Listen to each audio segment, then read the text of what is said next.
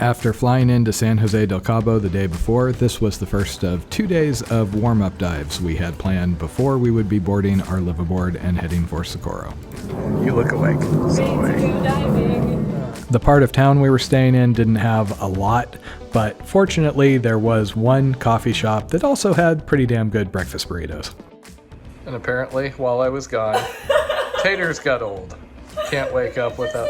Okay, we're gonna have silent commentary here.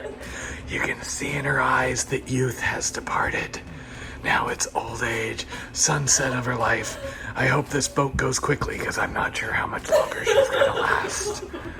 Her hearing appears to still be okay based on the amount of glares I'm getting. The dive shop had told us to be there at 8 a.m. to sign paperwork, so we dutifully loaded up all of our gear back into our suitcases and dragged it across town. So we think that's the sister ship to the one that we're being on, which, per our discoveries yesterday, that's the more expensive ship. We have the budget option, but it's okay. Remember what happened when those people explored the Titanic with the budget option? It went really well.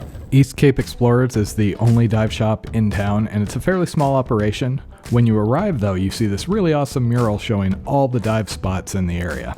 We would end up diving 4 of these, and it really seems like the reality is they have a bunch of random spots out off the coast with rocks, not a whole lot else, and then Gordo Banks, which is rather unique. To dive Gordo Banks, you actually descend down to 130 feet, which is recreational maximum, and if you're lucky, they say you can see hundreds of hammerheads circling over this underwater pinnacle.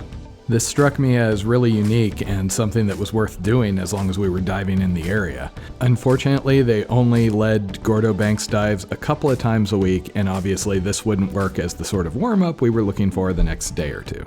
When you're diving, you actually need to have some time to off-gas nitrogen before you get onto a plane. In our case, we needed 24 hours before our flight would depart. And it turned out that the morning our liveaboard would be docking at 7:30 in the morning, they were running a Gordo Banks trip, and we would have just enough time to do that and still have our 24 hours. And I convinced Jen that 5 minutes after the liveaboard lands that we're going to try and go do that. Because I was telling her, if the choice is diving or not diving, there is no choice.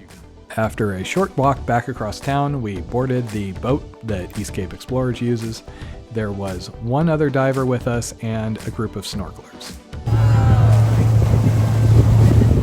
And after 2 years of not getting to dive, it was with a great amount of relief that we flipped backwards off the boat and descended. The water temperature was 77 to 78 degrees, which felt downright luxurious to me after being used to diving in Southern California, where it's often in the 50s and 60s. We had 5mm wetsuits that we had bought specifically for this trip because our normal 7mm seemed like they were overkill, so we were plenty of warm. Unfortunately, the visibility was a little on the disappointing side. In addition, the topology of the dive site wasn't anything special. It was basically a bunch of rocks covered with sea fans, sponges, things like that. There were some cool fish around, but nothing in any sort of numbers, and quite frankly, we'd been spoiled by going to places like Komodo. While sadly this area lacks clownfish, which are Jen's all-time favorite, it did have a good number of pufferfish, which she also loves. At the end of the day, the dive was more about refreshing our muscle memory and just getting the feel of being underwater again. After a rather chilly surface interval that had us wishing that we'd brought my surf fur, it's basically a deck coat that you can put around your wetsuit during the breaks so you get warm, we went back in for the second dive. The snorkelers had actually tapped out. It seemed like they were getting a little seasick from all the boat rocking going on. The second dive was at a nearby dive spot that had similar terrain, but this time we did get into a couple of rock canyons that were kind of neat, and we had better luck finding little schools of fish playing around on the fans. The highlight, though, at least for me, is we were actually hearing whale song at times during the dive, which is something I'd never heard before.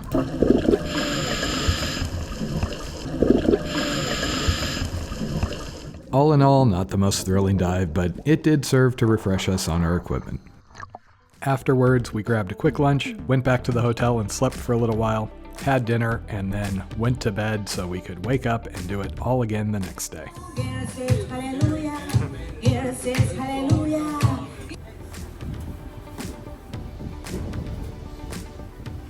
The fun thing has been trying to keep Jen, who seems to be rapidly aging by the hour, from actually killing herself. She's almost twisted or broken an ankle, what, 3 times now? There was holes she fell into. Yeah, you gotta watch out on the sidewalk because there's big open holes in them. And this is our boat. We are going to be boarding at about 5 o'clock. But for now, Blondie's making me go diving again. And she booked a shark thing for when the liveaboard lands. Commandante Taters is at it once again. Whoa! That guy she doesn't like is behind me again. This hotel worked out reasonably. Much better than the one Jen tried to book after the boat, which may have had a lot of bed bug infestations. We got a lot of good reviews too. Just because the place has bed bugs once, that's perfectly normal. It was like 5 times. We are back. Less paperwork to sign today, which is kind of sad. Paperwork's really exciting. It leads to adventure. Due to the very marginal visibility we'd had the day before, today the guides decided that we were going to go a little further south to an area that they thought might do a little better. And as it turned out, they were right. We actually had conditions that actually seemed like they were worth diving versus yesterday, where we'd basically just gone underwater to try out our equipment. The dive very much reminded me of a dive back home as far as sandy bottom, rocks on either side. Per the guide, the big thing we were looking out for were sharks. However, we mostly saw this one moray that happened to be out swimming about and a bunch of pufferfish. We did see a few sharks like this guy, but generally they were pretty shy. We were really starting to look forward to getting out to Socorro. This is a trumpet fish. They look just bizarre, and they're really cool to watch when they go hunting. And of course, we had a good amount of pufferfish to keep Jen happy and occupied. The second dive briefly felt like it was going to be something exciting. We started seeing whales near the boat from the surface, and when we jumped in, we were really hopeful that we were going to run into them. Getting to see whales underwater is one of those really rare treats I've always hoped I would get to see. Unfortunately, the bubbles that we blow with our scuba equipment are very loud to them, so it doesn't happen very often. I also made an epically bonehead move on this dive, as when I jumped in, both of my weight pockets ended up popping almost immediately, meaning I had to swim down as hard as I could, grab the pockets, and then while underwater, fight them both back into my BCD. It wasn't fun. Once that was all sorted, despite swimming a good distance in the direction where we'd seen the whales from the surface, we never caught sight of them. So we ended up settling for a decent cardio workout, one turtle off in the distance, and once again, some whale song.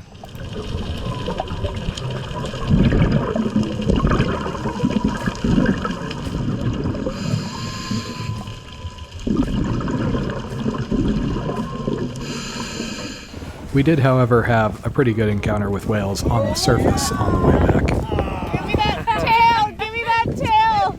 You guys are very good at translating.